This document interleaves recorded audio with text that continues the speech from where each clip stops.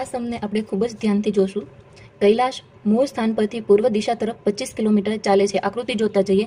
માની લો કે કૈલાશ અહીંયા ઊભી છે, તો એ મૂળ સ્થાન છે ત્યાંથી કઈ દિશા તરફ, તો કે પૂર્વ દિશા આ બાજુ આવશે, ત્યાંથી કેટલું ચાલે છે? 25 કિલોમીટર. ત્યારબાદ ડાબી બાજુ વળી અને 30 કિલોમીટર. તો ડાબી બાજુ કઈ ઉપરની સાઈડ થશે? તો અહીંથી પાછું એ ડાબી બાજુ વળે છે અને ત્યાંથી એ 30 કિલોમીટર ચાલે છે. ફરી જમણી બાજુ વળી અને 25 કિલોમીટર ચાલે છે. હવે અહીંયા છે તો અહીંથી એ ફરી જમણી બાજુ કેટલું કિલોમીટર ચાલે છે? તો કે 25 કિલોમીટર. ત્યારબાદ જમણી બાજુ વળીને 55 કિલોમીટર ચાલે છે. તો અહીંયા એ ઊભી હોય તો એની જમણી બાજુ કઈ સાઈડ થશે? તો આ રીતના એ કેટલું ચાલે છે? 55 કિલોમીટર ચાલે છે. અને અંતે જમણી બાજુ વળીને 40 કિલોમીટર ચાલે છે. અહીંયા પહોંચી છે તો એની જમણી સાઈડ થશે આ રીતના 40 કિલોમીટર.